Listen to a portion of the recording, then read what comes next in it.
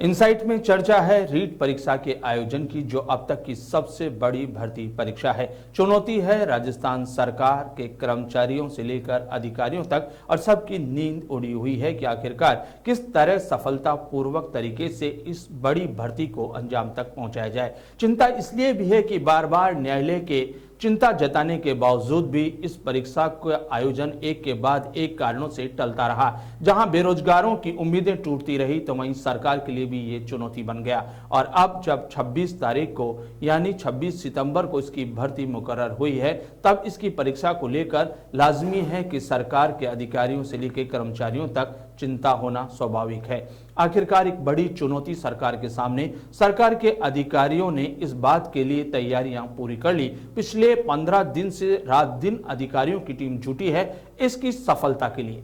एक चुनौती और है, वो चुनौती इस बात के लिए कि लगातार इससे पहले हो रहे परीक्षाओं में जिस ढंग से पेपर आउट हो रहे हैं, जिस तरीके से नकल करवाने वाले गिरोह सक्रिय हैं, प्रोफेशनल नकल कराने वाले लोगों की जो टीम है, वो भी एक बड़ी चुनौती है। इसे किस तरीके से बचाया जाए नकल से, इसे किस तरह बचाया जाए पेपर आउट होने से, ये एक बड़ी चुनौती। सरकार ने इसके लिए जो इंतजामात किए हैं, वो इंतजामात तो युद्ध स्तर के हैं। अब देखना यह है कि इनके लिए किस तरीके से बेरोजगारों के लिए सबसे आशा का केंद्र बनी इस भर्ती में ऐसा कोई अपशकुन ना हो और सफलतापूर्ण तरीके से ये संपन्न हो जाए। सरकार ने इसके लिए जो एहतियाती कदम उठाए हैं वे तो कड़े हैं। सरकार ने जहां इसके बीच में कोई बाधा ना आए, इसके लिए कर्मचारियों से लेकर अधिकारियों तक को ताकीद किया। इतना ही नहीं, उन्होंने रेशमा लगाकर इस बात की भी ताकीद कर दी कि इस दौरान कोई भी कर्मचारी हड़ताल या और अन्य किसी तरीके के बहिष्कार का कदम ना उठाए और इस परीक्षा में व्यवधान न हो।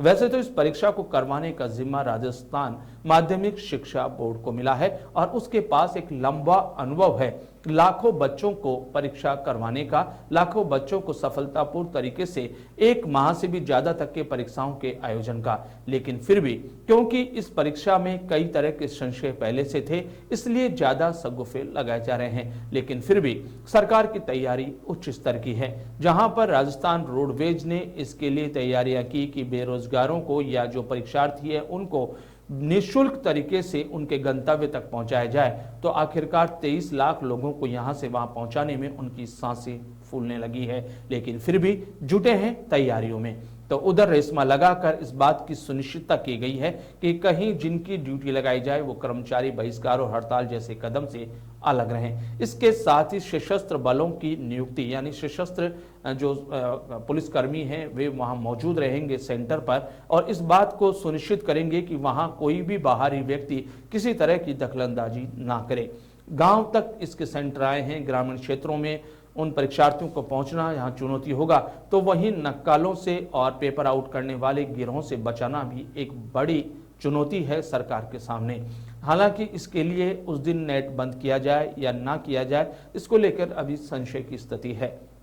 लेकिन हम आपको बता दें कि इस परीक्षा के बाद जो कुछ माहौल बनेगा, वो माहौल एक जो उम्मीदें लेकर युवा था उसके लिए सकारात्मक होगा। हर युवा का सपना है कि किसी तरीके से उसके लिए एक नौकरी का जुगाड़ हो और उसके लिए वे लगातार कई वर्षों से तैयारियां कर रहे हैं। लेकिन एक के बाद एक इस परीक्षा का कभी स्थगित, तो कभी पेपर आउट, तो कभी कोई विवादों का साया इस पर पड़ता रहा। इसीलिए इस बार इस पर पूरी चाक चौबंद के साथ सरकार इसे संपन्न करवाना चाहती है। वैसे भी कोरोना के 2 दौर के बाद ये इसलिए भी महत्वपूर्ण है कि अब कोरोना के बाद एक इतना बड़ा आयोजन पहले बार होगा और उसके लिए न केवल सुरक्षा की दृष्टि से बल्कि सामाजिक दृष्टि से भी इसके लिए तैयारियां उस स्तर की करनी थी जिस स्तर की इसमें कोई चूक ना रह जाए। इसलिए सरकार पूरी तरीके से इसमें जुटी है। अधिकारियों से लेकर कर्मचारियों तक पूरी फौज है जो इसको रणनीति बनाकर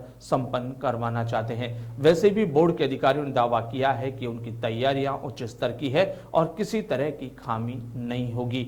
हम आपको बता दें कि इस 23 लाख लोगों के, ये 23 लाख परीक्षार्थियों वाली इस परीक्षा में एक रिकॉर्ड है अपने आप में। और अगर इन 23 लाख लोगों की परीक्षा सफलतापूर्ण तरीके से बिना किसी व्यवधान और बिना किसी नकल और पेपर आउट के संपन्न होती है, तो न केवल उन परीक्षार्थियों में उत्साह बढ़ेगा बल्कि सरकार की इन योजनाओं और परीक्षाओं के प्रति विश्वास भी बढ़ेगा और सरकार भी अपना विश्वास तय कर पाएगी, विश्वास बहाल कर पाएगी उन बेरोजगारों में जो लंबे समय तक सरकार की ओर से आगे खिसकाई जा रही इस तरह की परीक्षाओं से आहत है।